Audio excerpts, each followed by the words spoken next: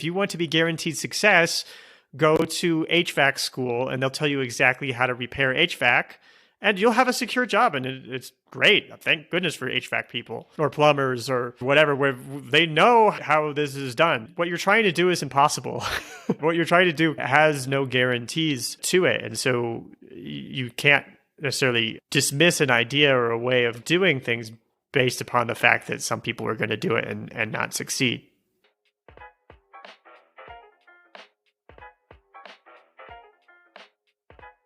Hey, I'm David Elikwu, and this is The Knowledge, a podcast for anyone looking to think deeper and work smarter. In every episode, I speak with makers, thinkers, and innovators to help you get more out of life. This week, I'm speaking with David Kadavy. He is a serial author. He's written more books than I have time to list in this short introduction.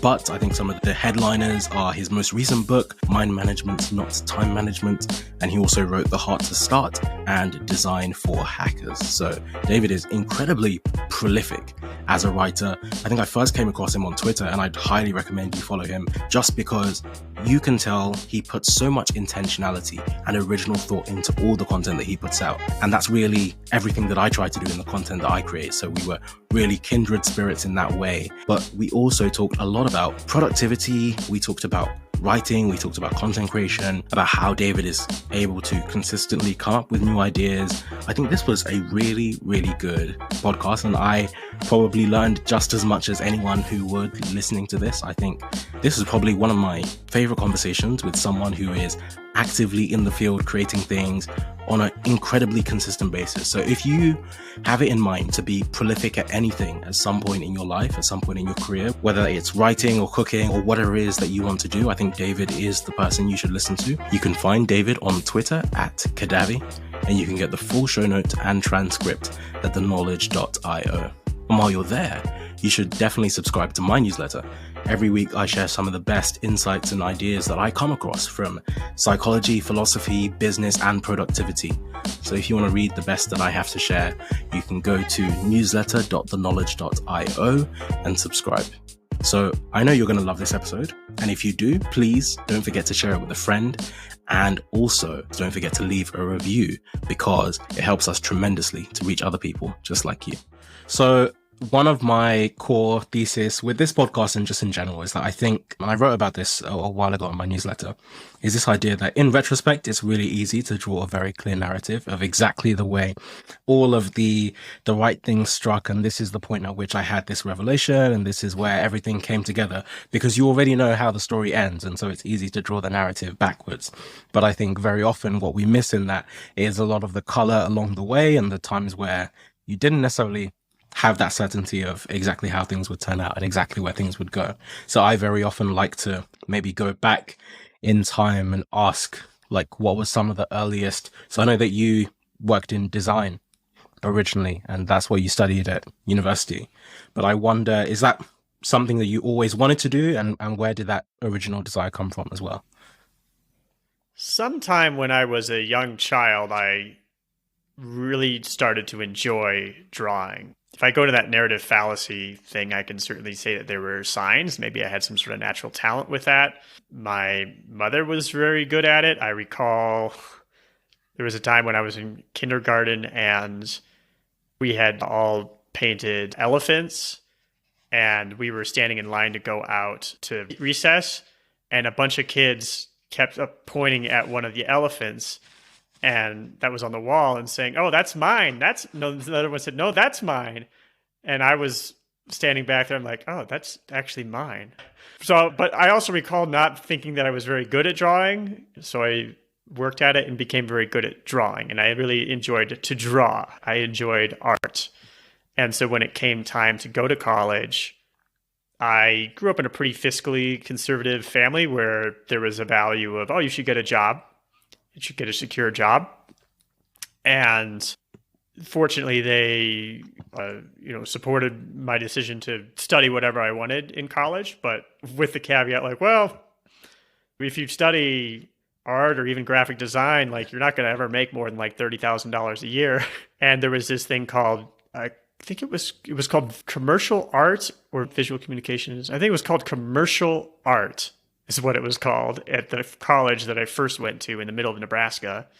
And I thought, well, okay, that's where I get to draw things and get paid for it, which literally that's illustration, but I wasn't very smart. And so that's what I did. And I just sort of kind of stuck with that through line, which essentially was graphic design. And I came to love it. I came to really get fascinated with typography and the sort of art and science of letters and of communicating something through the sizing and spacing and placement of things, communicating visually in that way, and observing. I did a lot of drawing to do that degree, realizing if you look at objects in the world, they don't have outlines on them. And most of us, when we draw something, we draw the outlines. But if you want to draw something that looks like something, you have to figure out how to not draw the outlines. And so I think, again, narrative fallacy, I think I learned a lot of power of observation through that. And then I ended up working as a designer. And I was pretty successful at that. There's a magazine called Communication Arts that in college, all any of us wanted to do was sometime in our careers get in a communication arts magazine. And through a series of kind of lucky breaks, on my first big project as a professional, got into that magazine. And it was a strange experience because I had thought that that was all that I ever wanted to accomplish. But once I had accomplished it, I realized it was quite meaningless to win a design award. And I grew to not really enjoy, I guess, the whole idea of you have a client, you're trying to speak about this objective thing, and it's not always easy to explain why it is you're doing what you're doing. I kind of had my way of doing things, my own mental models for how I designed. And so when I got the opportunity to write my first book, Design for Hackers, I sort of thought to myself, oh, this is great. I could just say the way that I think that design works, and then I don't have to design anymore. Everybody else can just do it themselves. And that's kind of what I did. And then I have gotten interested in other things along the way. And I don't think about design a lot these days. Yeah, I find that's a really interesting shift. And I want to ask you about that in a second. But to go back a step, I'm really interested to know so you got this book deal, and I know that you were doing some blogging already before that. So what was the intention behind starting that blogging, and how did those two things start to come together? I started my blog on May 31st, 2004. I was living and working in Omaha, Nebraska, which was the town that I had grown up in, that I thought was kind of a boring, soulless place that I didn't want to be. And I had sort of reluctantly returned there after college, after trying to find work around the country. Just wanted to go to any big city, San Francisco, Seattle, Minneapolis, Chicago. And none of them would have me. And being a graphic design graduate wasn't a hot commodity in 2002. And so I had, chatting with the tech guy at the architecture firm that I worked at, we would talk about blogs, and there were certain blogs that we were reading, Douglas Bowman or Jason Santamaria's blog, or 43 Folders, a productivity blog by Merlin Mann all about GTD. We talked about all those things, and I felt very intimidated by these blogs that I saw because they were all very sophisticated looking, and I wanted a little bit of a playground to work a little bit more on web design. I had dabbled in it. It wasn't a concentration in my degree or in school, but I had, probably done my first HTML coding in like 1996, just kind of looking under the hood of the AOL web builder thing that I had, and wanted a place to have a playground to work on that. And I had previously Kadavy.net had previously been a Flash toy box, Flash being this sort of animation thing that I don't think anybody even uses now, but I would make these different toys and write action script as it was to just play around with different things. And that was my playground for Flash, but now I wanted a playground for like HTML and CSS. And I think the tech guy had started a blog maybe, and he had maybe used Blogger. And I found Blogger and I thought, oh, well, this is cool. Like everything, all these blogs look so intimidating and sophisticated, but all I have to do is just create one and it'll do all this for me. I was surprised. Oh, they didn't all build that calendar widget that used to be on all the blogs on the sidebar or whatever. They didn't build that from scratch. There was like a thing that they could just take out of the box to do that. Because, I mean, even when I had studied abroad and wanted to share my photos online in 2001, I had to like use some tool to create static HTML pages with my photos on them so I could like share them with my parents. And so this idea that there was this, you could make something that looked like that with hardly any work was incredible to me. And so I sort of sat down and wrote this little paragraph basically saying everything I was feeling. You can still find it if you search for my first blog on kadavy.net. And I'm basically saying, I don't want to get into a perfection paralysis here. I do have a tendency to want to know all the details about something before I jump into it. I'm just going to barf this out and clean it up later. And that's what I did. I created my own Blogger template looking at their code. And then I switched eventually, movable type, I think. And then later to WordPress. And now I've been on WordPress for a long time. And I've done a few different redesigns. The last one I did, I think was might have been 2013. And I don't plan to redesign really ever. Not that my blog doesn't need a redesign, but I am far more interested in the words now. And I almost kind of like the fact, I don't personally think that it looks super dated. The homepage currently could probably use some work, but I almost like anti-signaling of not having this blog that's like got a big splash image of me that I had a professional photographer take where I'm like acting all candid or something. It's just words.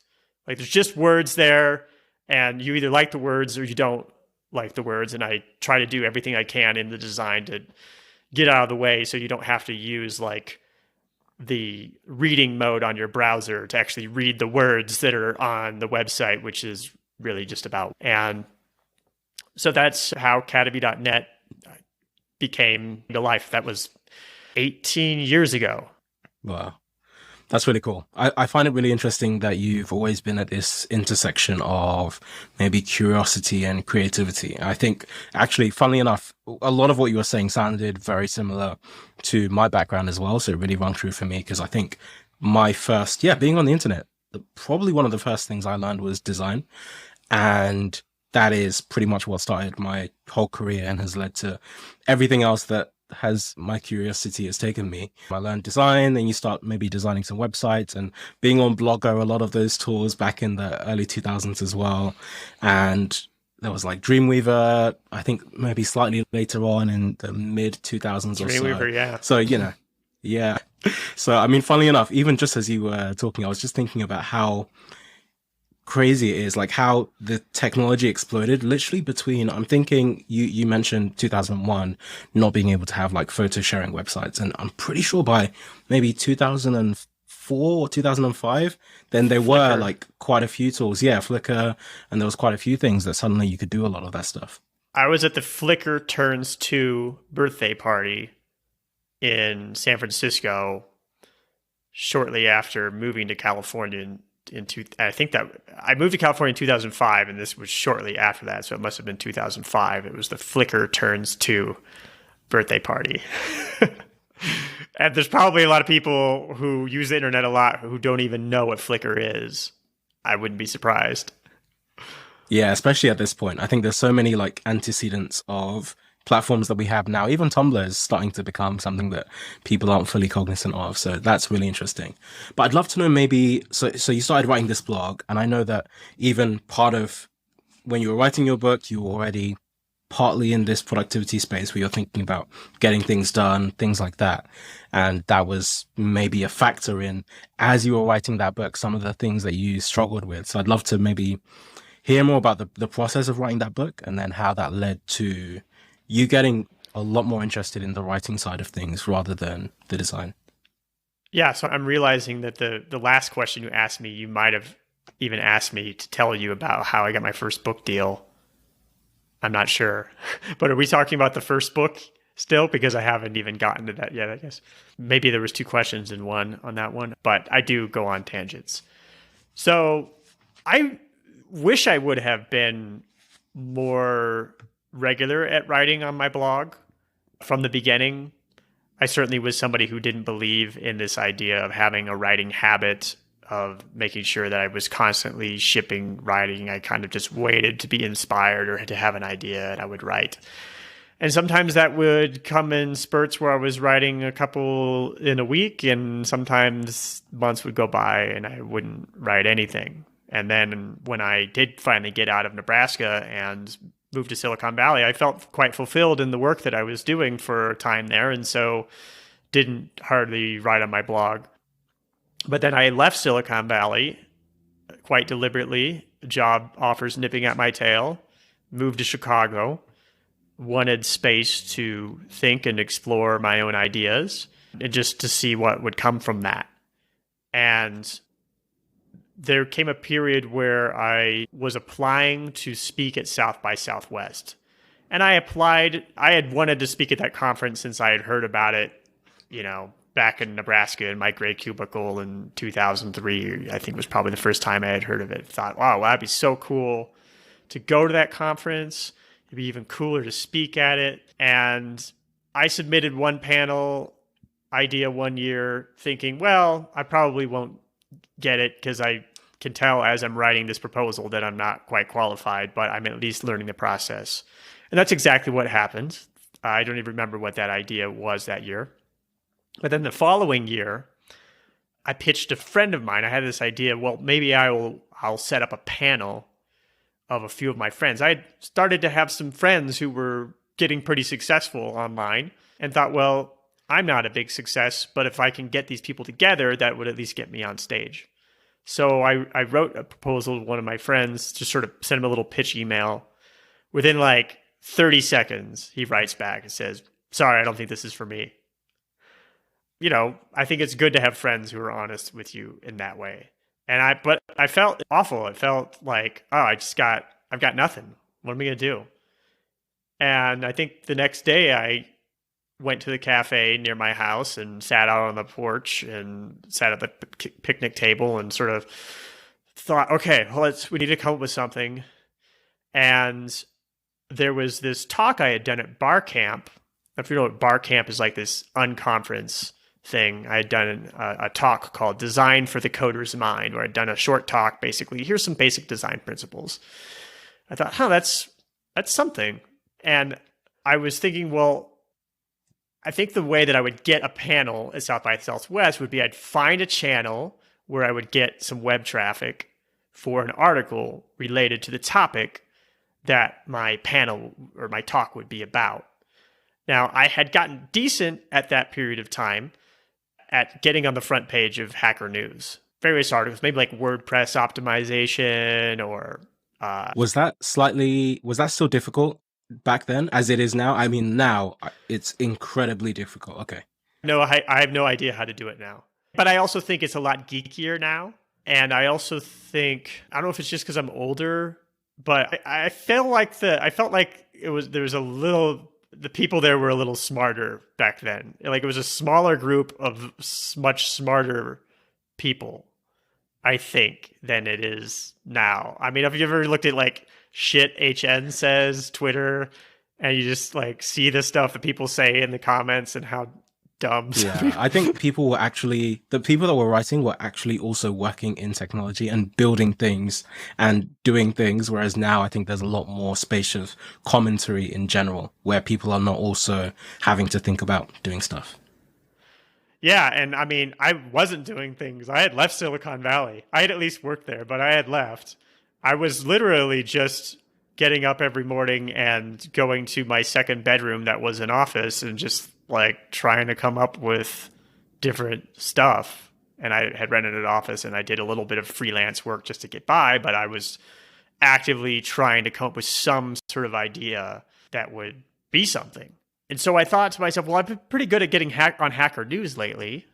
So if it's designed for the coder's mind, and I thought, well, this isn't somehow that doesn't have quite the right ring to it. And I thought, whoa, wait. Designed for hackers. Hacker News is where I'll write an article and get on the front page and get some votes, and I'll call it Design for Hackers. And I thought, this is too good to be true. I look up on GoDaddy or whatever, and like designforhackers.com is available. How has this not happened yet? Like, I might be able to do this. And so I start writing the proposal, and then I just pour everything I've got into this one blog post called Why You Don't Use Garamond on the Web. And it was all about how Garamond's this great font. It's quite incompatible with pixels on screens, which we didn't have the Retina technology that we do today, but the pixels on screen aren't necessarily that compatible with the subtle curves of a typeface like Garamond. And so I just poured everything I had into that and got it on the front page of Hacker News. And then at the bottom of maybe at the top and the bottom of the page, I had, hey, if you like this content, vote for my panel at South by Southwest.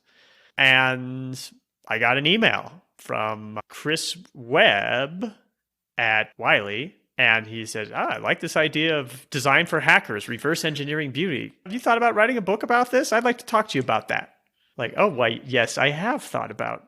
I knew I wanted to write a book, but I didn't know about what. I had come up with different ideas, but this was what I was kind of waiting for. And then, but I kept banging that drum. So I wrote another post, why Monet never used the color black, and all that you could learn about color theory from the way that Monet used color and how you could use that in web design. And that got to the front page of Hacker News. And then I got an email from another publisher. I'm not going to name them. Anyway, I talked to these two publishers, and Wiley seemed like the better option for me, and talked to a couple agents. One of the agents I talked to is Tim Ferriss's agent, Brian Hanselman. He was very kind. He spent an hour speaking to me. He wasn't taking new clients. I'm sure he would have been, but he wasn't interested in being my agent. But it was very nice that he talked to me. And I remember him saying, like, wow, this is happening really fast. Because it was weird to me, because it was just seemed like, oh, this is easy, right? I didn't get the South by Southwest, but I got a book deal. And then once I had the book deal and had written most of the book, I got to speak at South by Southwest for the book based on the idea, based on the speaking slot that I did not get. So it's funny how, you try to do one thing and another thing happens, and it causes the original thing to happen sometimes. Yeah, and I think you've talked about this before, and it links very much, even in my mind, just as you say it, to Nassim Nicholas Taleb talks about asymmetry and looking for asymmetric opportunities. And I think this is exactly that kind of opportunity where you could easily have just been trying to write normal blog posts, and you can write hundreds of blog posts. I've written loads of blog posts. None of mine have been on Hacker News, as far as I'm aware. But you can just write lots of blog posts. But I think because you were trying to optimize for this particular stage, trying to get this panel at South by Southwest, maybe that changed in some ways, like how you wrote it and how you approached that entire process, which then led to this other opportunity as well. Yeah, I just didn't necessarily know it at the time, and I wasn't familiar with Nassim Taleb's work at the time, but it was a positive black swan, as he would describe it, as I was basically putting something out there into a place where there would be a lot of exposure and there'd be a lot of things that would happen. And I was very intentional about how I was going to try to accomplish this thing that I wanted to accomplish. But then this other thing happened, right? And that intentionality helped me focus what it was that I was writing about, how I was going to do it, and all of that. I will say, I mean, I feel like it's way harder now. I don't know how to get on the front page of Hacker News. I don't know how to even get 30,000 views on a post. I don't know how to get 30,000 views on a tweet, but I can sell 20,000 books. So tell me how that works. I put a tweet out, it's free. I can't get 20,000 people to look at it, but I can put out a book and say, oh, this is $10 and I can get 20,000 people to buy it. How does that work?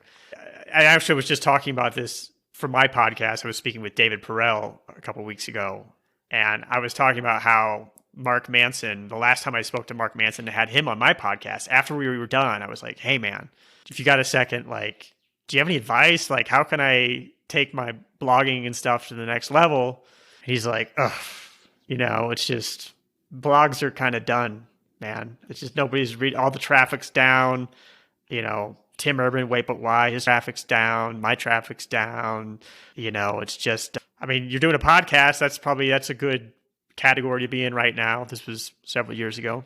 You just got to be in like a growth category or something. And David Perel's like, I've heard Tim Urban say the same thing also, that while he was fortunate that Facebook was really pushing blogs into people's feeds about in 2013 when he popped. And that's about the time that Mark Manson really popped as well, was that Facebook was they wanted to get people on their platform and they didn't mind sending people to blogs at the time. And I've heard Tim Urban say that he felt lucky that had happened at the time that he was doing it. But David Perel's stance when I spoke to him was like, well, I don't know. There's always some category, which I think maybe this is what Mark Manson was trying to say. There's always some category that's like on the way up. And right now that's Twitter threads. Maybe these guys are just kind of confused by it because the web has changed since when they were coming up and they're not as hungry as they once were. So they don't necessarily have the drive to like figure this out, which is something I think I certainly had at the time when I just wanted to stop freelancing. I wanted to start making some money of something that was mine, that I had created. And I just felt desperate to make that happen. And that was very motivating. And so as I say this today, as I make a comfortable living doing what I do, I don't have that same desperation to like try to figure it out. Yeah, I'm interested to know your thoughts on the hype around Twitter threads and popping off on Twitter, because I definitely have very mixed thoughts. Because on one hand, I genuinely feel, and I completely get what David Perel's saying. I think, okay, let me flip what I was going to say. So on one hand, the part that I completely understand is Twitter started off as a microblogging website. So it does make sense that this is part of maybe it didn't start originally as that, but, that was part of the history where, that is kind of carrying on the legacy of blogging in some ways, that it's meant to be microblogging. It was meant to be 140 characters. And that is in many ways part of the lineage where that part might not have caught off, but it certainly is now, where a lot of people are now calling themselves writers and being able to think of themselves as writers because they write threads on Twitter. So I think there's that part of it, which makes me think this is perfectly valid. But then there's the other part of it where I see a lot of these threads, they all look exactly the same because a lot of people are just using these growth hacks to write just very formulaic tweets. And it is distressing to me just because it feels like a lot of these people, not everyone, but there is certainly a very clear subset of people that do not care about like writing craft, and it's more about writing for attention, which is fine and valid because ultimately attention brings money and all the other things that you want. But I think it is a very clear split or dichotomy. And I think we had the same thing in blogging where you had a lot of people that wrote, for example, like technology blogs or just blog, whether it was a personal blog or a blog about some domain of interest. And then there was a whole ton of people, which maybe became the majority in terms of the popular blogs, that were writing SEO optimized blogs, and people that were just writing whatever was going to get the most clicks on Google, whether it makes sense or not, whether, it's read by humans or by AI. It's just whatever is going to get the most attention. So I think that is the balance there. So I'm interested to know what you think about that.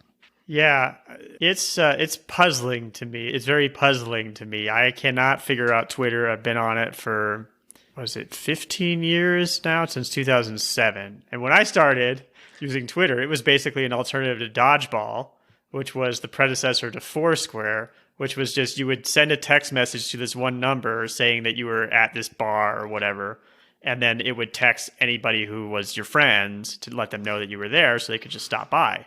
Really cool service when there's enough people around who were using it. And so when Twitter came out, I was like, oh, this is dodgeball. So I'm like, oh, I'm at this bar, etc. And I think it was really just a couple of years started to realize, okay, I'm an old man. I've been on the internet for a long time, and I'm not so insanely successful that I have nothing left to learn. Maybe I need to rethink this. And that was where I came to realize, okay, I need to be intentional about how I use Twitter.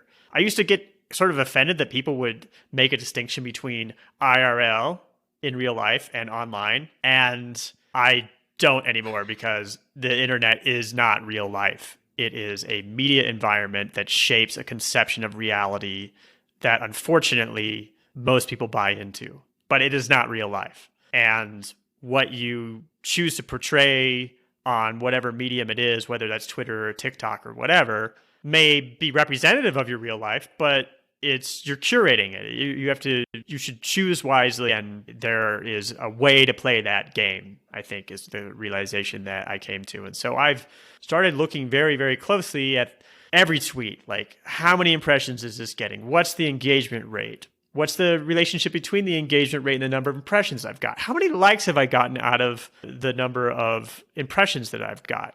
And it is a mystery. It especially became a mystery like a year ago. They made a really hard change. I think that they are trying to make conversations happen. I swear, put a question mark, even put a statement and put a question mark at the end of your tweet, and it will get more impressions. And it's annoying because I find myself saying, well, I'm in Twitter jail right now.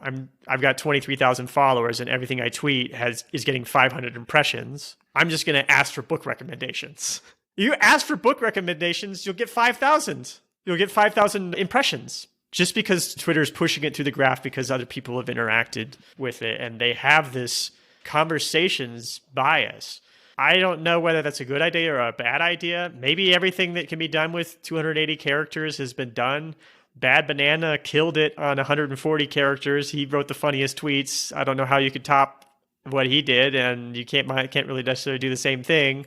So maybe it's not a good idea what they're doing, but I do not have it down at all. Now, Threads, I don't have down either. I've spent hours on Threads, and you put it out there, and like, nobody cares. But I feel like there's either you have to be really homed in on a topic, or you have to talk about something that's going to appeal to everybody, perhaps. Because I did have one day where I said to myself, is this thing on? Is this even working? And so I just tweeted, I'll give $100 to one random person who retweets this within the next hour. And I'll just Venmo you $100. Just like, I'll invest $100 in finding out whether this thing even is on.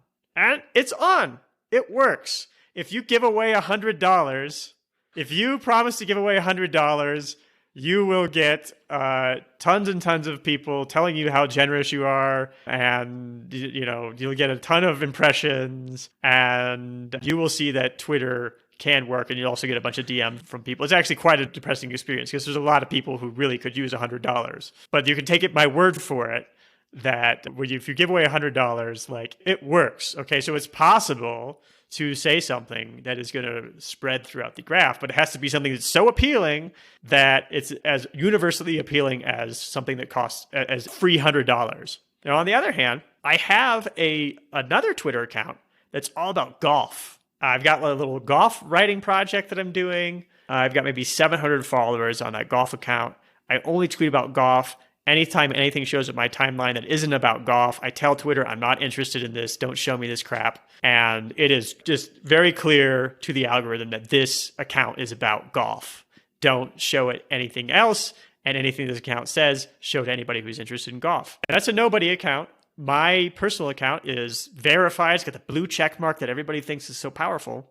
But this golf account often gets more impressions than my account with 23,000 followers. And so that tells you, like, it can either be so widely appealing as $100, or it can be very narrow as it can be about golf. And it'll be about a particular topic, and you will kill it on about a particular topic. But that's not what I want from Twitter. I want to be able to have conversations about a wide variety of things. I want to be able to, let me be realistic. I like conversations, but that's not the first thing that comes to mind when I want to tweet something. I want to tweet a statement or a thought that I've had and just sort of say it and put it out there. I should probably have more of a conversations bias on it. But I still learn things from Twitter, but I've had to sort of change what is my bar for success, whether an idea I shared out there is successful or not. But the algorithm does not like a lot what I want to talk about. But I'm trying always. Yeah, it's quite validating to hear you say that. I've had a really interesting experience with Twitter. I've probably been on Twitter for something like, actually no, probably, yeah, 10 years or so. And funnily enough, so the heyday of my Twitter days were the days where my name was not on it. It was completely anonymous. So I used to work in corporate law, and I literally just used Twitter to vent and to and to, just manage things. And it was not a professional account. It was not anywhere I was expecting people to find me or anything like that. And I was just saying random things, and a lot of those might have been funny things. And so I would have tweets going viral quite regularly. So I've had tweets, I think probably the most popular maybe had, I want to say 500,000 like retweets or something like that. So I've had months, and this is the crazy thing now, because I see. I don't think I've ever had that.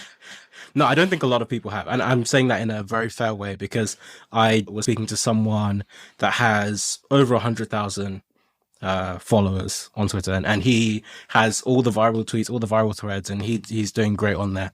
But I think he just had his best ever month, and he had 31 million impressions, and I've had more than that. But that was a long time ago. That was a long time ago, and it's really interesting how the time at which I probably had the tweets with most impressions were when I had under 2,000 followers. And I did not have, even now it's like, I don't know, 11, 12,000. But the point is, that was, most of my tweets then were geared towards entertainment, and not intentionally. I wasn't like looking for an audience. I was just tweeting funny things or random things. Whereas now that I actually feel like I have something to say, or I'm actually intentionally trying to share things. But I definitely noticed as soon as I started pivoting to trying to tweet more like informational stuff, it cut pretty much in half. I even tweeted about it. It was like, I think. Oh, in half. Yeah. Wow. So prior to that, I was averaging maybe about 7 million impressions a month or something. And it went half down to like 3 million.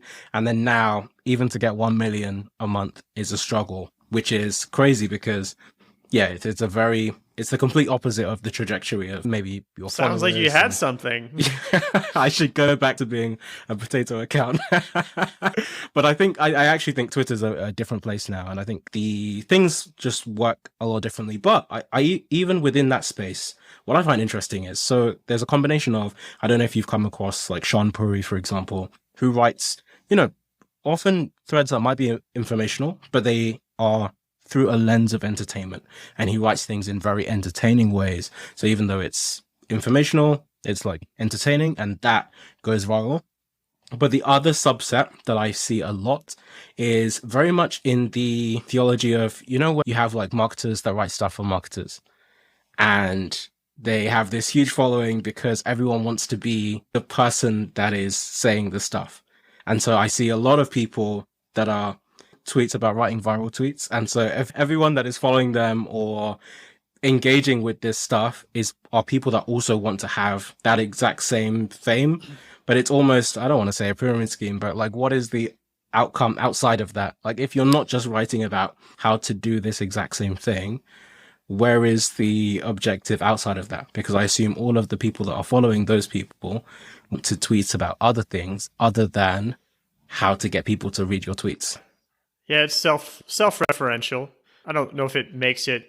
I mean, I think that's just the nature of electronic media, is that the means of production are in the hands of everybody. The more that everybody's trying to be successful with the means of production, and so then to talk about how to be successful with the means of production becomes appealing to a wide number of people who happen to also be better than the average person at the means of production. And so in a way, it's a way to attach to a number of different hubs that have lots of spokes coming out of them. And so it's a decent way to build an audience, I think.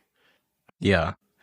I wonder, where do you think books are going? Because, I mean, this is going to segue into talking more about your books and your writing, but I know you just mentioned Mark Manson and what he was saying about blogging and what's been happening with blogging, where a lot of people's viewerships are down. Had some success with books, but I think we're going through a really interesting paradigm in the book selling industry, where you have a lot of people that have previously written books that were traditionally published are now publishing themselves.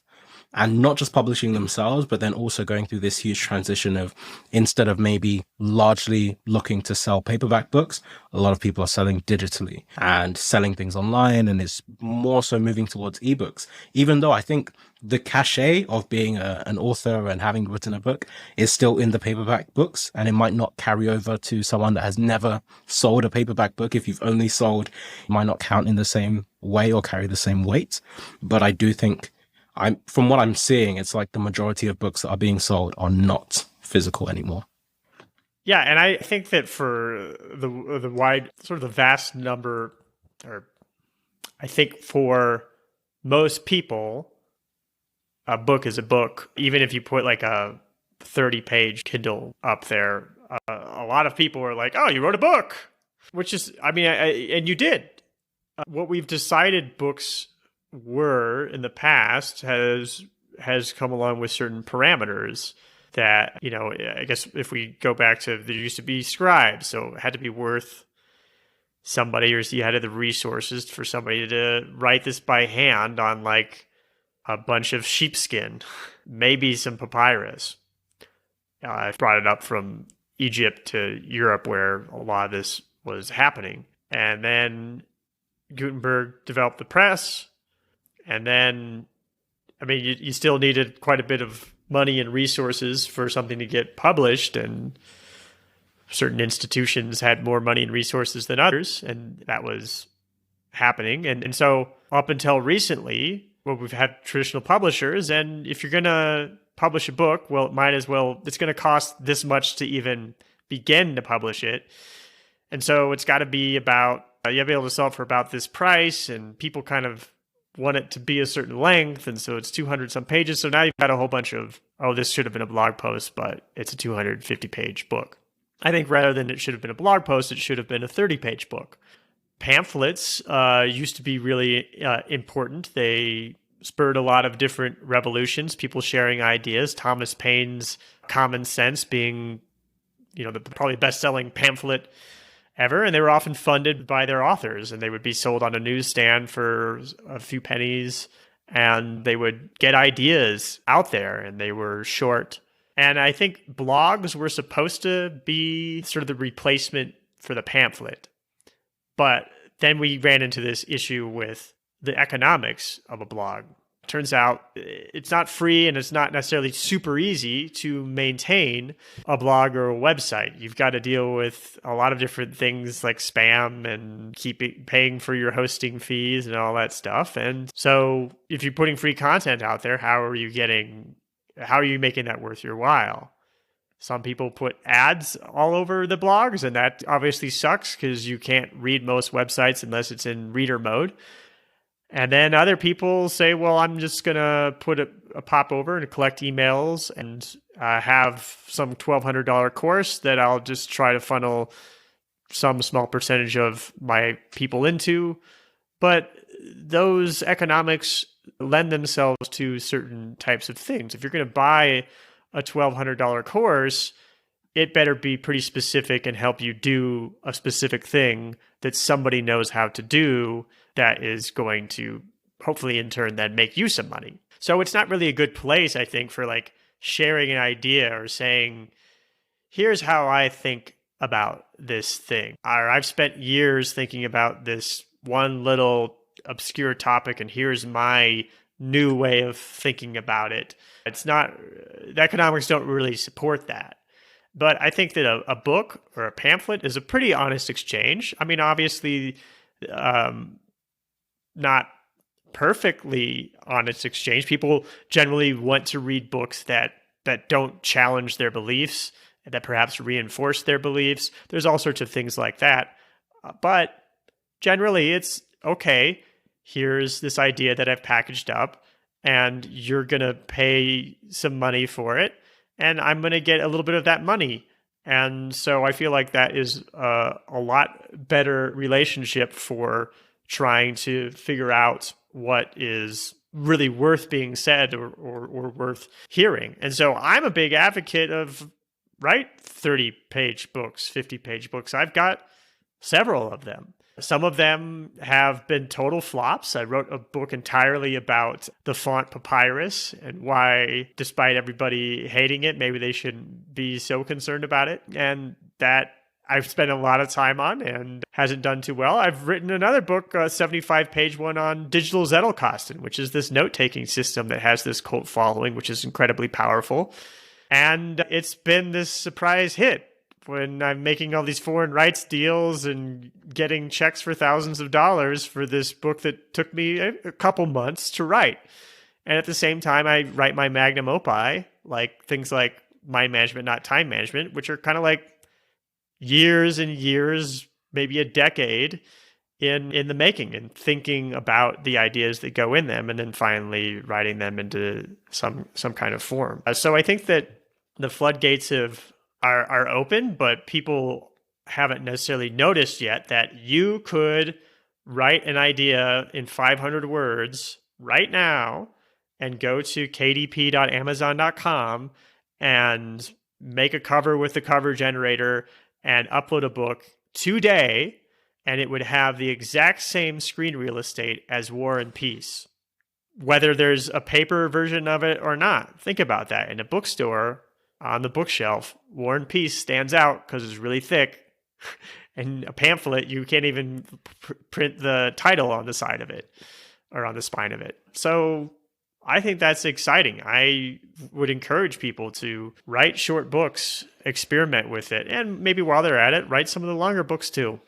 I think the connecting threads between the last two topics we just talked about is actually something that you and I had a short discussion about on Twitter, or I was asking you about, which is about Michelangelo. And I would love to hear you share some of this story, because I found it so interesting. This idea that he kind of created, the perception by which we know him by was very intentionally curated, much in the same way that people curate their personas online. So the sort of personal branding aspects of Michelangelo. So Michelangelo was known as the Divine One in his lifetime, which is pretty good branding when most of your clients are popes.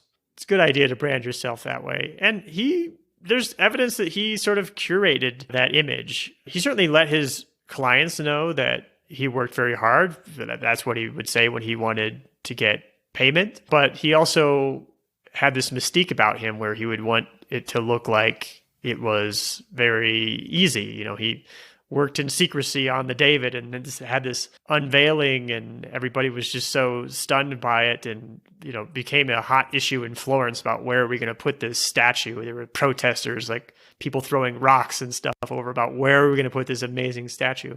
And he also, before he died, as he was on his deathbed, the last couple weeks of his life, he had all of his process work burned. Had his assistants burn his process work. Why would he do that? Well, maybe because he didn't want people to know what the process looked like, how hard it actually was to make that work happen. And also there's that famous quote where people say, oh, when people asked the Michelangelo, how did you carve the David? And he said, well, you know, I just noticed we got two Davids talking here. I just removed all the parts of the marble that weren't David. And I've never been able to find anywhere that was proof that he said that, but it does buy into this idea of effortlessness, this mystique that he created. So those are a little bit the thoughts on the branding of Michelangelo. Yeah, sure. I mean, we can get to that, but I think even that then maybe connects to, in terms of, okay, he's burning his stuff and hiding a lot of the hard work. I think that is pretty much how you got to your second book, right? Where you were revealing maybe some of the hard work that went into writing your first book and being able to manage your time and being able to cultivate that process. I know that writing books obviously sounds hard and is hard, but even in general, I think that's something that a lot of people struggle with. And that's probably why productivity as an industry is so popular at the moment, and probably why your Zettelkasten book is taking off. A lot of people are getting into personal knowledge management tools like Notion. I've been getting everyone into Notion, my sister, everyone that knows me, I'm getting them all to use it. So I'd love to know maybe how that process was, and then we can get into some of the things you talk about in time management. Yeah, I think that in this more participatory electronic media environment that I was talking about, I mean, isn't it interesting? You can go on a podcast, you can listen to comedians talk about how they come up with their jokes or their sets. Well, you couldn't do that before. It was just, okay, like here's Eddie Murphy, like, and you would just watch the thing and you have no idea how it came to be. It's just like, looked like he was just really funny and that was how it happened. But it's all photoshopped is what I've been saying lately. It's all photoshopped. We hear people talk about maybe an Instagram model or something. Oh, it's photoshopped. Like she doesn't really look like that in real life. And then they share the picture of, the non-photoshopped photo or whatever. First of all, is a photo an objective representation of reality? It's not. It never is. It's a photograph. But we get to see that process, but we don't get to see that, or we're starting to get to see that for some other things. That amazing comedy hour that we saw, like that was hundreds of open mic bombs that before that person finally arrived at that. And that this book that you're reading word after word in a way that flows, that wasn't necessarily the way that it was written. And that was something that I had to learn in writing my first book, where I thought, well, maybe I could just take the number of words that the book needs to be and divide it by the number of days I have to write the book and just write 300 words a day. And next thing you know, I have a book. Like that can sometimes work. I think it works better with certain ideas than it does with others. But when you're trying to search for a new idea, it doesn't really work that way. And that's what I talked about in Mind Management, Not Time Management, which was that struggle of trying to write my first book and spending those 12 hours a day banging my head against the wall thinking, well, why can't I get a good sentence out here? And it took me so long to realize that, no, it's not about getting this good sentence out here. It's about getting a whole bunch of really terrible sentences out and then going back over it later to make them look like good sentences. Yeah, I completely get that. And I think this applies to, obviously, I write as well. And one of the things I do want to ask you about is your writing process. I think you write daily, and that's a practice I've tried to cultivate. But I think for a lot of people do struggle with creativity or creative output, regardless of whether it's they're trying to write a book or they're just trying to put something out there. And I think a lot of people have huge blockers to that. I think I was hearing you talk about, that you use like a typewriter and you use some offline tools to write. And I think I have a similar practice, and I find it so strange that the biggest unlock, so probably if I want to write something and it absolutely has to go out, I have this really ugly, just really bad and crappy notebook that has the worst paper in the world. And I've had it for years and years. It's actually, I think, less than half of the original notebook because at one point it fell apart. So this is just what is left, what I've managed to keep and recover over the years. And it's so bad that it makes it so easy to write. And it's weird because part of, cultivating my habit of writing regularly was writing in a notebook. And I got these really nice Lecterm notebooks and I write in them regularly and I do use those. And that is great for getting ideas out of my mind. And I find that writing actually helps things to flow because writing forces you to slow down. Because when you're typing, it's very easy to type almost as fast as you can think and you start typing all kinds of random stuff. But when you write, it does force you to slow down. You have to be a lot more considerate with what you put down. But then going down even a level from there, I find that very often when I'm writing in my nice notebook, there's almost a mental barrier that what I write has to be good because now it's going to be semi-permanent, like it's written down and I'm not going to tear pages out of this. Whereas when I write in my really just shoddy notebook, I don't care. And I am going to throw this away. No one's ever going to see it. I'm never going to care. No one's ever going to care. It doesn't matter what my writing looks like. It doesn't matter what my thoughts look like. Things can be jumbled about, but it helps me get things out. And I wonder how that lands with you, and maybe some of your other thoughts on being able to get things out creatively as well. Yeah, I think with notebooks, there's two strategies. One is, hey, get yourself a really nice, expensive notebook with really nice paper and a really nice pen. And that will help you learn that your ideas are really valuable. But also get a notebook that's just the crappiest paper with the cheapest pen possible. And that will remind you that ideas are a dime a dozen. And that relieving of pressure is, I think, a lot behind a lot of the tools that I use for writing. I've got a typewriter over my shoulder. Don't know if people can see it or not. 1953 Smith Corona Super. I absolutely love it. I really do write on it very, very often. And the thing that I love about it is that as I'm writing it, there's no fooling myself. This is a draft. There is nothing I can do that will turn this into something that I can just press publish on. I've even tried the OCR technology on iPhone, and thankfully it does not work, which is kind of strange because the typewriter is a mechanically reproduced letters. You would think it would be able, it's pretty consistent. You'd think it would be able to do that. So the typewriter, I've got another thing called an AlphaSmart, which is a portable word processor that I write on and often delete things. I've got these little whiteboards that I write things on, and then I erase them. Because really, it's not about the product that you're producing a lot of the times. It's about the thought processes that are happening. And I really like to work on something, iterate on it over and over and over again, where I just am writing it. I'm writing the first draft, and then the next day or a week later, I sit down and I write about the same thing without even looking at the first draft. And it's just, what's the best way to say this thing that feels most natural to me right now? I love the ideas of Homer's work, of like the Iliad or the Odyssey, these things that came from oral traditions where there were storytellers who were traveling around and they were telling stories by just speaking them, and maybe they would change the story based upon the place that they were at. But I think over time that probably made the stories that much more interesting, because when you try to recall something from nothing, then you just end up with whatever is the most interesting and the most engaging. And so that's what I try to do with writing, is just put a lot of crap out there, publishing out there sometimes, but get it down on paper, let it incubate in my mind, and then get back to it.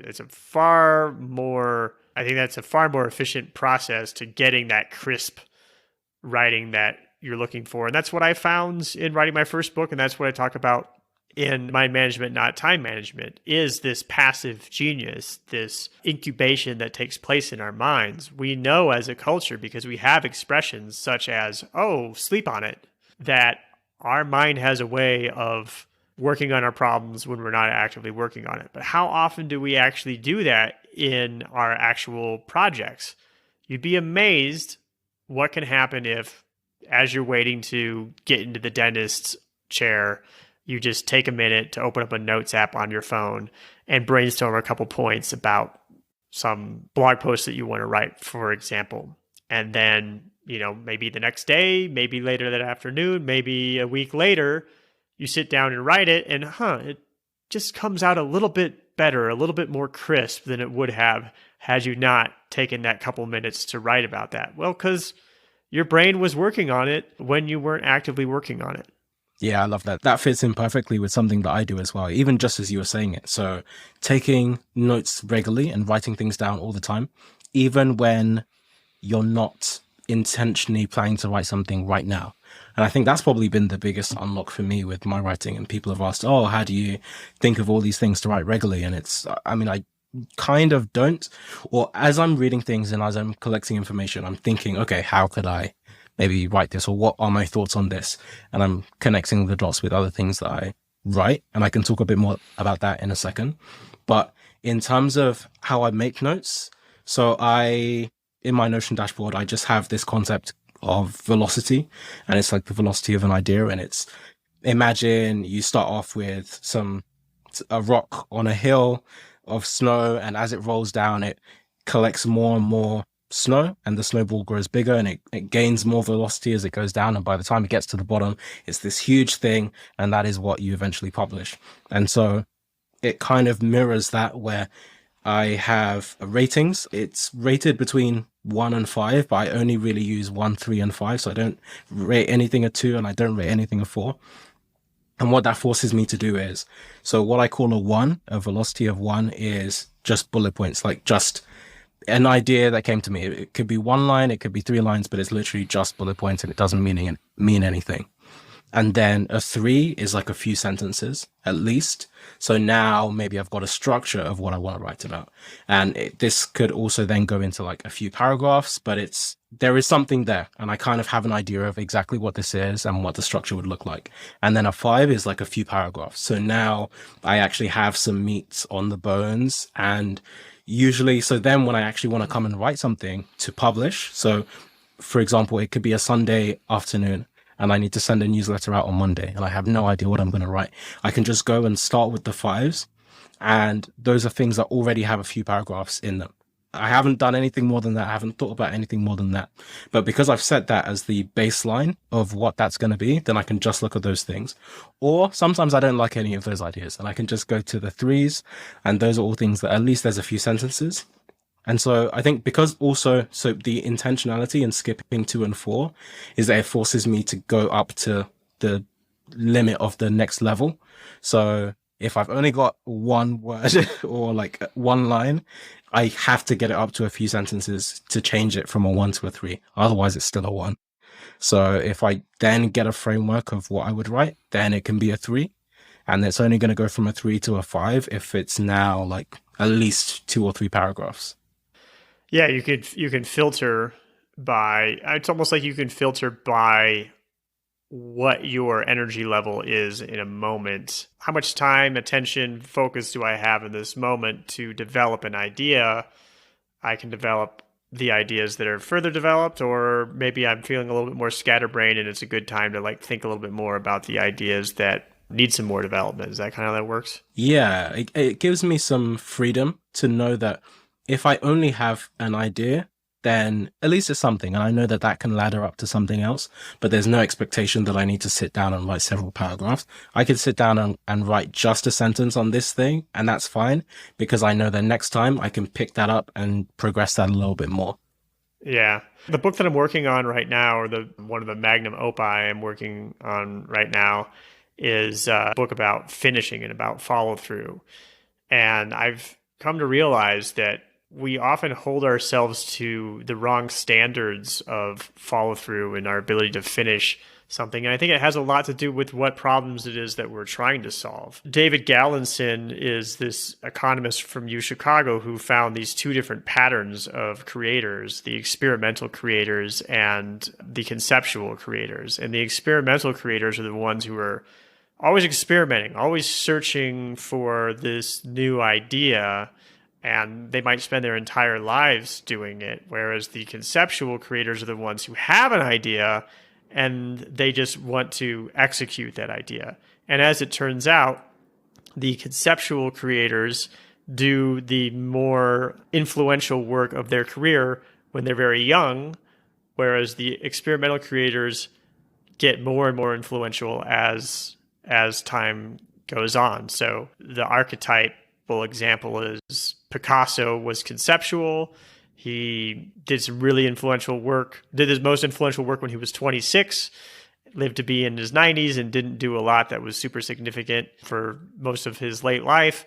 And then Cezanne is the classic experimental creator who did his most influential work in his very last year when he was 67 years old, because he was constantly experimenting, constantly trying to figure out how can I represent on the canvas, the thing that I'm seeing as I look at landscape and then I look at the canvas, how do I represent that? And there are two very different approaches that you can find in a lot of things, where Cezanne saw the work that he did as part of the process. He would like abandon his paintings in fields because, well, he already learned what he wanted from doing that painting. And Picasso would hold on to all of his work and kind of say, well, history will decide whether this is a influential work or not. And I think about like Leonardo da Vinci, who is probably the most famous procrastinator of all time, who finished maybe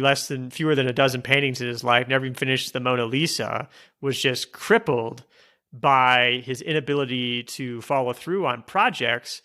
But when you look at what he was doing, when you look at the questions he was asking, the problems he was trying to solve, what he was trying to develop, of course he didn't finish these things, because what he was trying to do was impossible. He wasn't even trying for photorealism. Photographs didn't exist. He was trying to understand, how did people perceive? He studied optics. He studied anatomy, did dissections until his stomach was turning, and, was trying to represent the world very realistically and made a lot of advances in things like perspective. Michelangelo to some extent, but Michelangelo sort of brute forced his way into being able to finish things. He left a lot of things unfinished. But here's what happens, though, is that these conceptual creators, people like Picasso, took a lot from what Cezanne had blazed the trail with.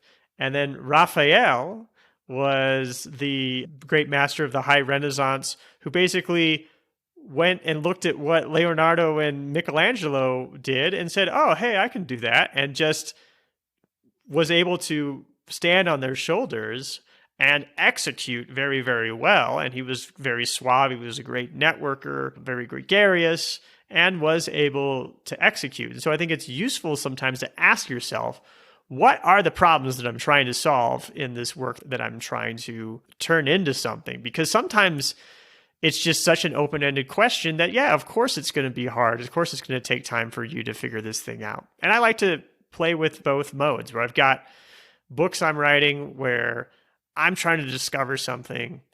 I have no idea what I'm going to find exactly. I've got just some basic theory. And then maybe some shorter things where I'm like, I know exactly how this process works. I'm just going to top down explain it, inductive versus deductive. I also like to call it the angel or the expert, where the angel is, I've just been through this. I'm going to show you what I have fresh on the tip of my brain because I just learned it. And then the expert, which is, I've got a lot of experience on this. I'm going to tell you exactly how it's done. And I think some of us are experimental creators, and it behooves us to recognize that. And we can certainly design our workflow in ways that are a lot more friendly to our particular styles of approaching ideas. Where do you think success comes from as a creator? So what you were just saying, it made me think of, I guess there's two sides of the concept. It's the curiosity to start and the consistency to finish. And a lot of the examples you were sharing made me think of another artist that you didn't mention, which is Van Gogh or Van Gogh. And what I find really interesting about him is that he was like really bad. He was not good at painting to start. And even when he died, he was also not a famous painter at that time. He only got a lot of the fame that he had long after he was gone.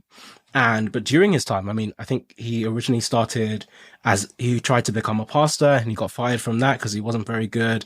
Then he tried to become a teacher, and he got fired from that because he wasn't very good.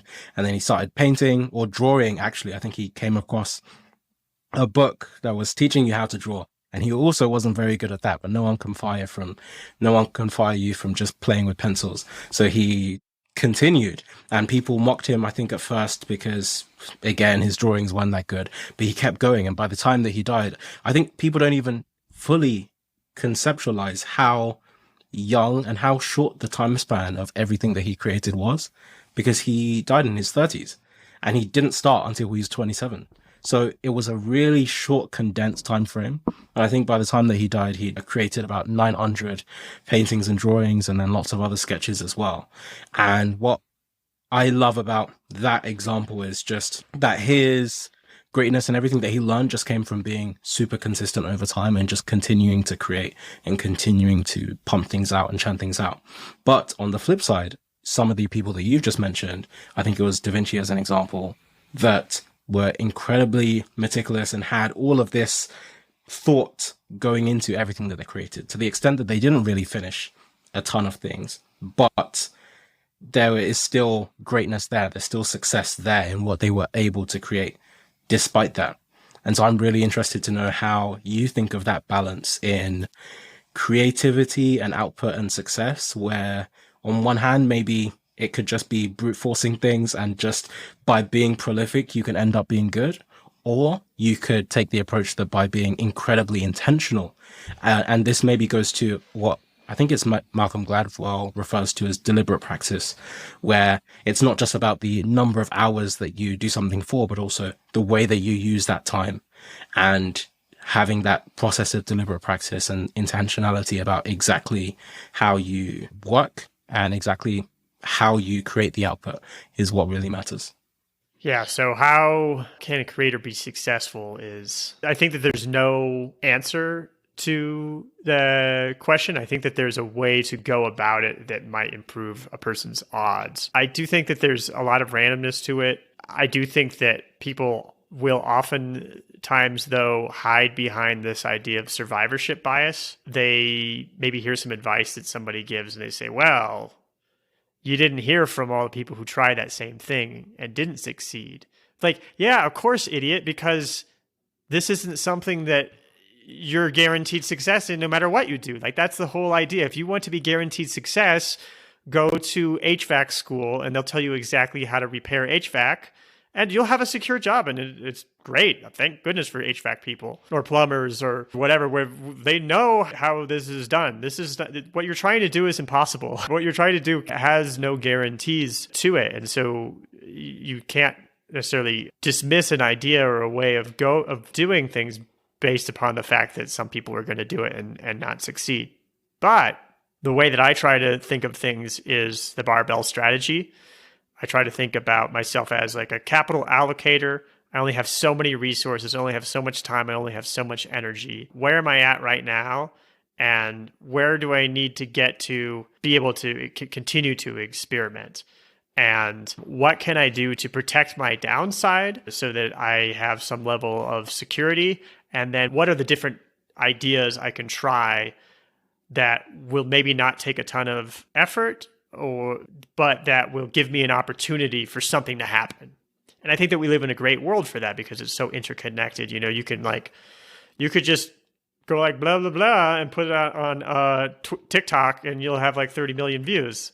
Now, is that going to be lasting success? Are you guaranteed it? Certainly not. It's very unlikely it's going to happen. And would you have lasting success if that happens? Probably not. We've certainly seen like a lot of people who've just sort of randomly gotten famous for something and they've like tried to milk it somehow and it just doesn't really work out so well. It's got to be based upon something.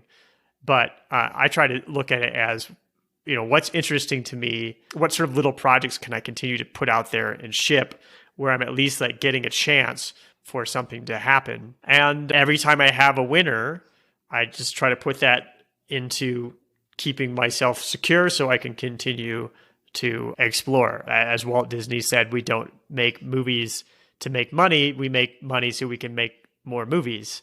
I think there's a lot of these practical concerns for a lot of us who, you know, it's like when you read like the Daily Rituals book by Mason Curry, great book, but they're all like, oh yeah, so-and-so's servant would, you know, give him coffee in the morning and that, you know, they would do everything, like just basically all this landed gentry in aristocratic England or something who didn't have to do anything and didn't have to worry about whether they were successful enough to make enough money to keep doing what they're doing. So I think that's like a very real consideration for a lot of people, is like what's going to make money, but at the same time, what is interesting to me. And sometimes those things can be at odds in a way, because the thing that will that seems most guaranteed to get you that little bit of security is going to be the thing that has the least likelihood of getting you any sort of stratospheric success. So I like to just try to catch myself anytime I have like a wacky idea that I think, it's not going to work. I don't have the time to do that. And I try to make space for more of those things and try to do few of the things that are the sure bets. But that's been like, I've had to kind of earn that over time. Early on it was, okay, I need freelance work. Okay, I need passive income. Okay, now I need to sell this course. I need to sell this book. And now I'm starting to get that snowball going a little bit where I can experiment. But then that becomes difficult to do, because if you have one thing that you can do that you're pretty sure is going to succeed because you've built up this snowball, well, you're going to stop doing the behavior that got you to where you were in the first place. And so I think that it is trying to find what works, but then when you find what works, doing just enough of it to be able to find what works again, and not clinging on to the thing that worked in the past. If it matters to you that you get to continue to be curious and continue to explore. If it does not, then by all means, juice it for all it's worth. Yeah. What you were saying just reminded me of, I loved the quote that you shared about, was it Walt Disney? Walt Disney that said, we don't make movies to make money, we make money to make movies. And it reminds me of, I was just looking at Jeff Bezos, and it's funny, a lot of people hate on him now about wanting to go to space, and he's entering this space race, and loads of people are like, oh my gosh, this is just a clear sign of hubris that, you're this billionaire and all you care about is, escaping this planet and going to space. But people don't even realize this guy, when he was in college, was the captain of his space society. And this is clearly something he has loved and cared almost solely about his entire life. And if you go back, you can see early interviews of him specifically saying that, he wants to go and build colonies in space, etc. And he needs to become really wealthy in order to do that. And so you look now, and obviously he's a billionaire, he's one of the richest people in the world. And it's very clear that, obviously, I'm sure he didn't have a meticulous plan of exactly how it was going to work out. He was clearly optimizing for his original goal of doing this one thing. And he's found a way to be able to bring that to bear. Yeah, you sort of stumble your way towards it. Yeah, I used to agree with those people about Mars, but I've since changed my mind about that. I could see the point in going now. But yeah, it is. It's like, sorry, what was that? I was saying, what changed your mind? I read Tim Urban's whole Elon Musk blog series, which is available on Kindle. I can't read blogs hardly. I'm like, the only time I read a blog is like if I save it to like epub.press and I send it to my Kindle, and then I actually get a chance to like sit down and read it. So I like bought on Kindle his blog post series on Elon Musk. And I used to be of the opinion like, fuck Mars. Like, we got a lot of problems going on in the United States. It's just going to create another divide between like the have and have not. And now I understand, like, no matter how we as humans comport ourselves, at some point there will be an extinction event and humanity will be wiped out if we're not backed up to another planet. Now, I'm not 100% sold on that is an imperative that, I think it would suck if humanity was wiped out, but I think that I'm a human. Like, so we would certainly lose a lot of progress, but I can see the perspective. Yeah, so I want to take a step back and go back to something else that you mentioned just previously as well, just maybe as one of the last things, which I think can give you some chance to get more into the mind management aspect.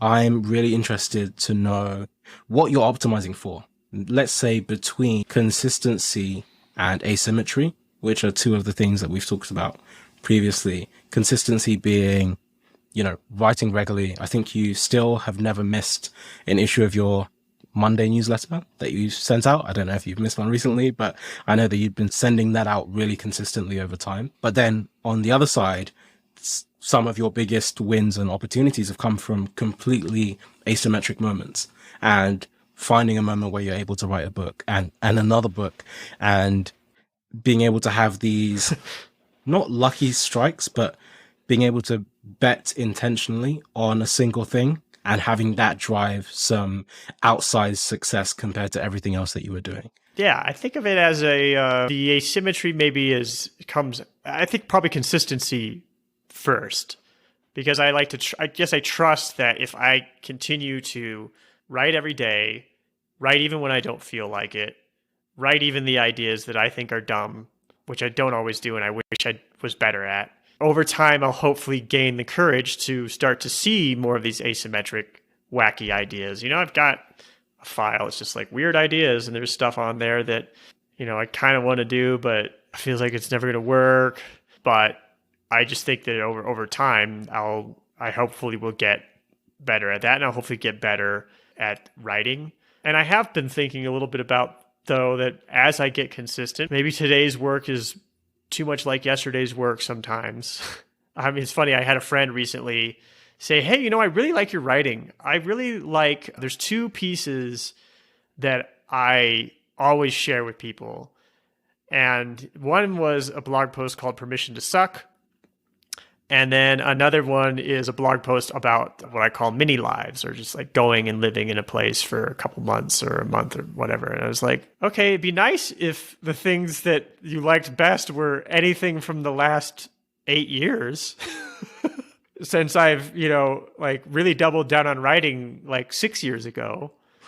So it sort of made me think, maybe I shouldn't be consistent. Maybe I should be a little bit more wacky and wait for inspiration like I used to. But right now, that's my general thing, is just keep shipping. Don't be afraid of the ideas that you don't think are going to work.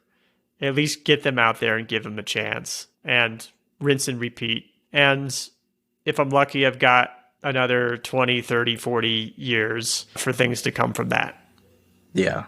And how do you cultivate the curiosity that goes into that output? Because I know that you talk about crumb time and some of the ways that you manage your time in those ways. I'd love to know more about that. Crumb time. Yes, I'd love to talk about crumb time. That's sort of my new pet theory. Yeah, I've been thinking a lot about crumb time. These little bits of time of uncertain or undefined size and shape that sort of pop up throughout our days. We're waiting for a friend at a restaurant. You're waiting to get into a dentist appointment. You're waiting in line at the airport. And what do we usually do? We open up our phones. We look on Instagram. We look on TikTok. We look on Twitter. And so I've lately been trying to make a lot better use of my crumb time. And, I deleted those apps. I blocked those websites on my phone. And now my phone is just like, it's sort of dead. There's nothing I can really do on it that's, going to be this fun waste of time thing. Or playing Wordle. Playing Wordle is that's actually quite a bit of, I tried it out. It's actually quite a bit of cognitive effort to play Wordle. The amount of time and effort that it takes to play Wordle, you could totally write a book.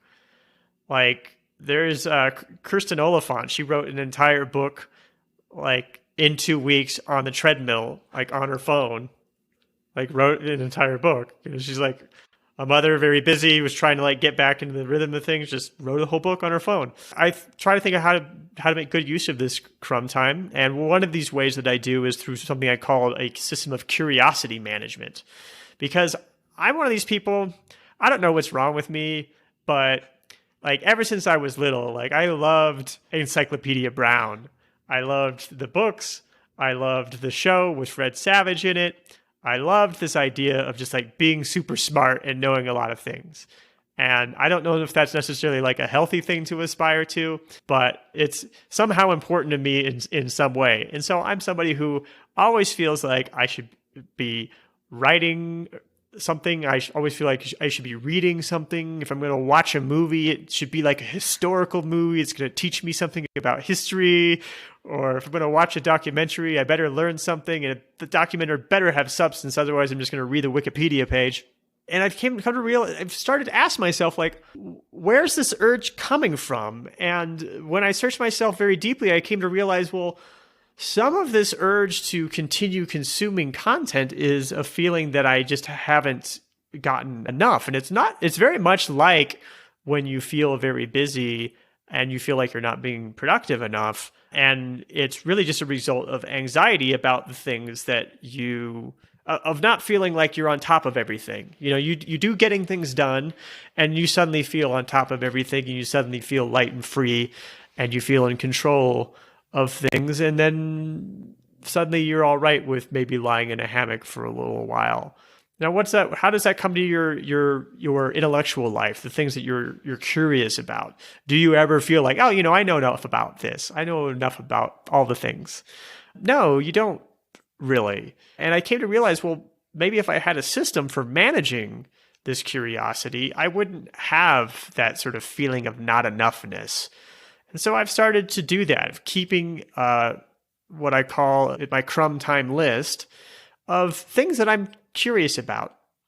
And there's 3 levels of curiosity. There's cursory curiosity, which is that you're just kind of want to scratch the surface about it. Maybe, you're wondering, I don't know very much about Marie Curie. I want to know something about Marie Curie.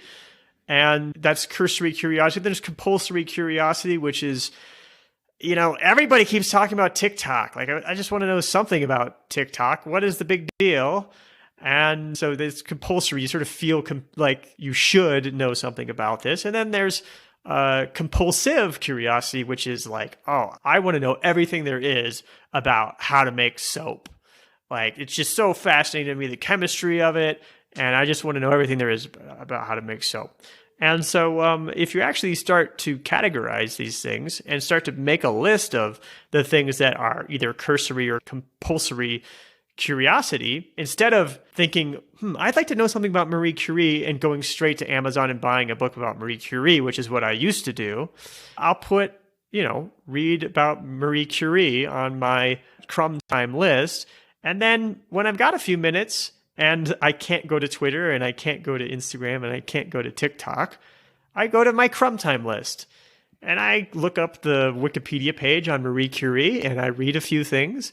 And I think, oh, okay, now I know something about this person. Do I want to go read a whole book about her right now? No, I'm not at that point. It's possible. Maybe I will arrive at that point. But now I can move it down to the second level list where maybe I want to drill deeper later or something. But I've got that list of things that I have that moment where I'm curious about it, and I would normally just like go all in and then not only get tired of the subject, but then also feel like, oh, there's all these other things I'm not getting to. Now I actually have a way to manage that. And I do that through curiosity management, my crumb time list, and I make good use of my crumb time. One of the ways I make good use of my crumb time. That's awesome. I find it really interesting, even just thinking about that and thinking that over time, for example, like historically, as screen time has gone up, our attention spans have gone down. And if you look at, I think now people can barely concentrate for more than 15 minutes, but simultaneously we're watching and consuming more than we ever have. So we're consuming much smaller chunks of lots more stuff. And people just bounce around between different forms of dopamine and different forms of content. And we can never get enough of it, but we never actually stop or have some intention about what we curate and how. And it was funny, I was looking at a study the other day about the fact that humans now, we can't even sit alone with our thoughts, and we can barely have time to ourselves. And I think during this study, basically you give people the option of sit alone with your thoughts or give yourself a mild electric shock. They're going to pick the electric shock, and they want to get out of that situation because no one wants to have to sit there. Well, yeah, and it doesn't really add up to anything. And this is one of the reasons why I like this idea of crumb time, is that we think of crumbs as insignificant, but they actually do add up to something. Bakers talk about something called a crumb structure. That's the crumb structure of like air and pastry that makes up a cake. Or in agriculture, there's the crumb structure. A soil has achieved a crumb structure when it beads into kind of crumbs, and that is a good environment for holding the right amount of moisture, the right amount of nutrients. Is a good environment for the different microorganisms that need to be present in the soil for plants to thrive, for roots to grow and to be fed.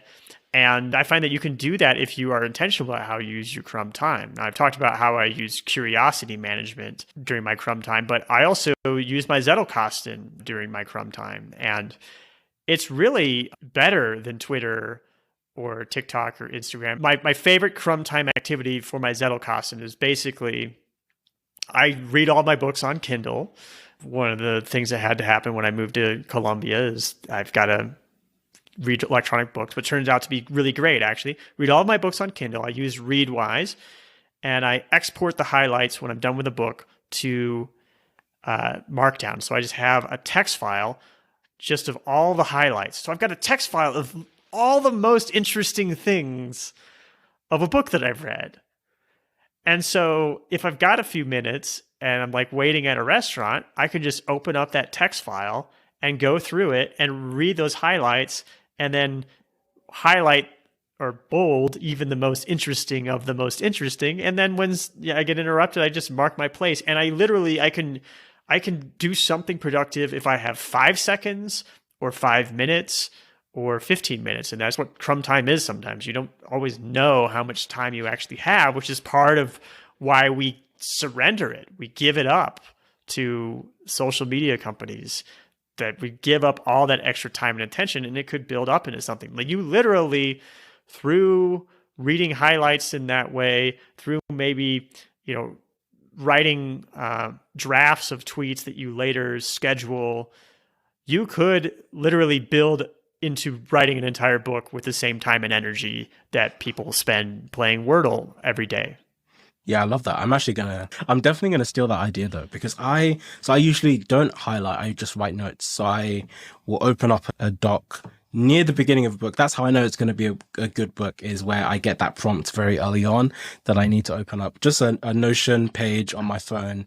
And so as I'm listening, usually to audiobooks, or as I'm reading, then I'll just be making notes as I'm going along. But I haven't developed, the main prompt for me to review my notes is writing. And I think that's where the positive aspect comes in for me, is that, okay, now when I want to write something, I can go and look at these different notes pages and combine them into something that I want to talk about. But I'm not maybe using my crumb time in the most effective way. And part of that is just because I have all these apps that I probably should also get rid of. But there's the persistent worry that you're going to miss everything and asteroids will fall out of the sky and you're not going to see it because everyone's going to tweet about it and you don't have Twitter. So there's that part that I need to get out of the way. But I think, yeah, this intentionality of being able to review notes, being able to review highlights, and I think you have also mentioned this, is not consuming things at the time at which you originally wanted to consume them. And I do that with articles. So I would just like save things and come back and read them later. But I think that's also like a really crucial point of intentionality, is that there's going to be stuff you could read all the time. There's going to be things you could consume all the time. But instead of reading them and just mindlessly scrolling, you could say, okay, this is interesting. I'm going to save it for later and not read it now. And then later, when you have the time and you can make time for it, then you can go back through those things. Yeah. When I find something that I want to read, I just save it. Unfortunately, I'm somebody who I can't stand to say read on my computer or read things on the web in general. And I don't use a read later app, in part because it just makes it too easy to save things that I want to read. Like, that's not the problem. The problem isn't capturing the things that you want to read. The problem is actually finding the time and mental energy to read the thing. So I just use a text file often, like I said, that crumb time list, or I just will save things in a bookmark folder and then I'll send them to EPUB Press on my Kindle and, get to it eventually, usually, which maybe I miss out on some web stuff in that way. But I think that, and like a diet, sometimes you have a cheat day, or you've got a cheat block where maybe you give yourself 15 minutes after lunch to just browse Reddit, or you give yourself an entire Friday afternoon to just do whatever the heck you want. But then the rest of the week, you're a lot more deliberate about that. That's the way I am with Twitter now. I've got a rule. I won't tweet anything. Everything I tweet has to be scheduled at least 24 hours in advance. And I give myself like a couple opportunities to go to Twitter each day.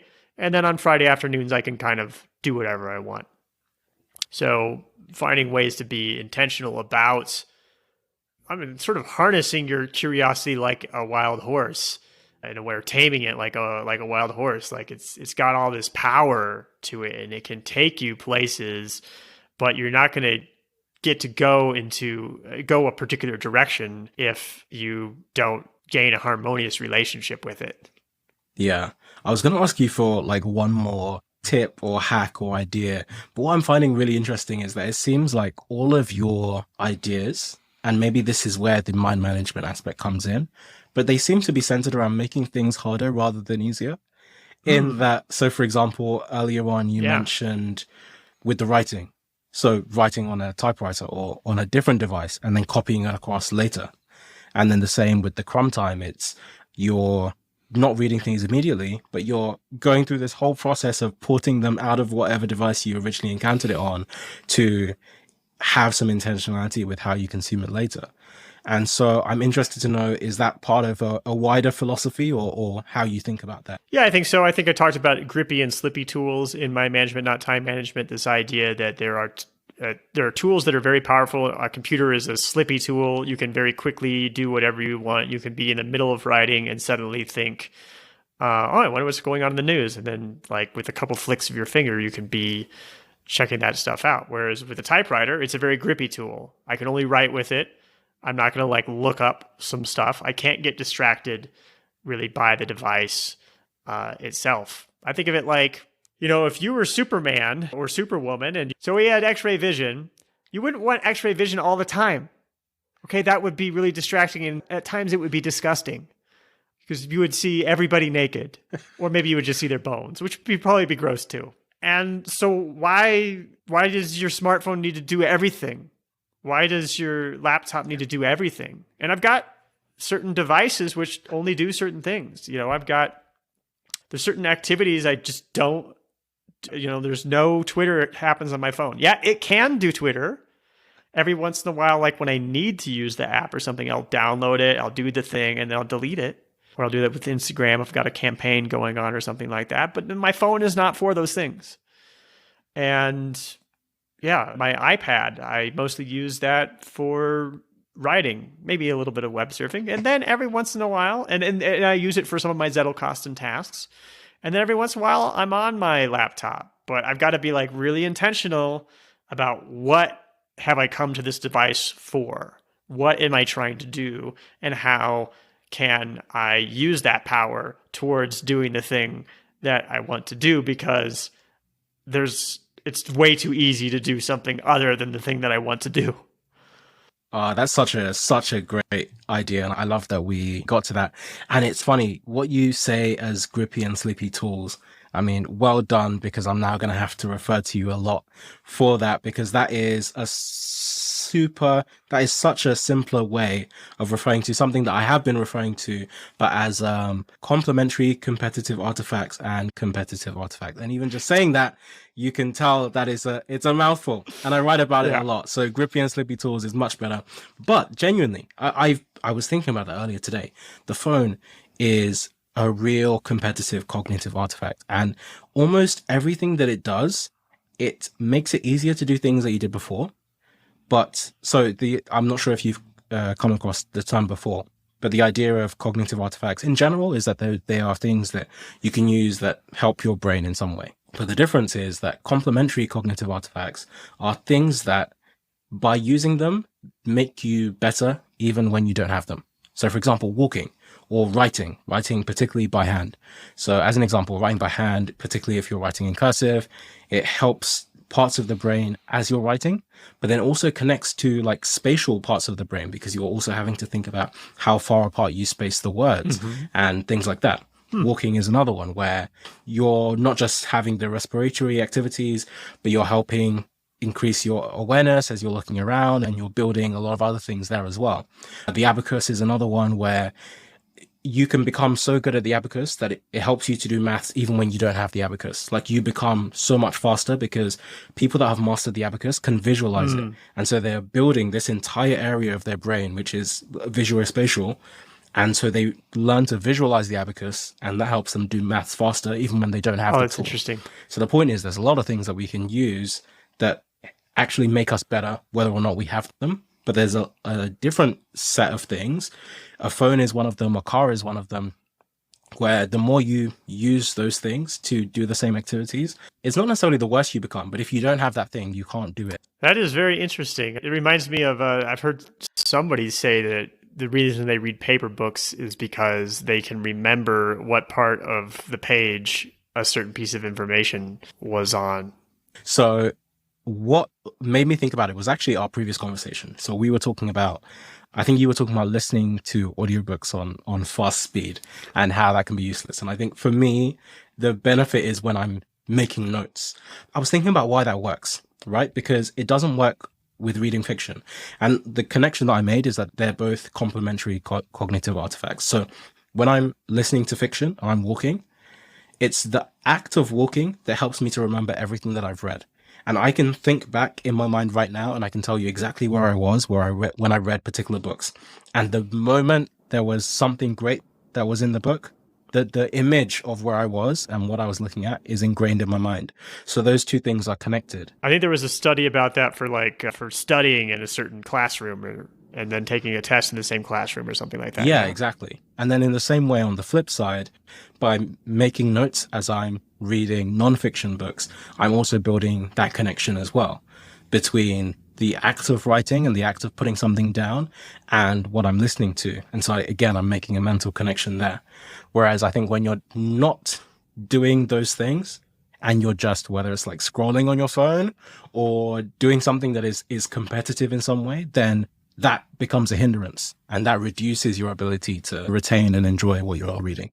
Thank you so much for tuning in.